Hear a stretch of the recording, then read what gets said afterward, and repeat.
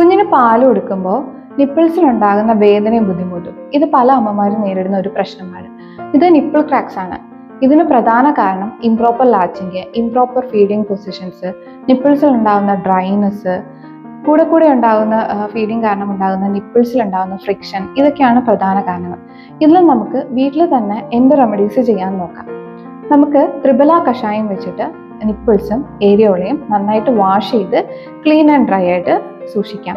രണ്ടാമതായിട്ട് നമുക്ക് ഒരു മോയ്സ്ചറൈസിങ് എഫക്റ്റ് കിട്ടാൻ വേണ്ടിയിട്ട് ശതദൗതഘൃതം നമുക്ക് എക്സ്റ്റേണലി അപ്ലൈ ചെയ്യാം.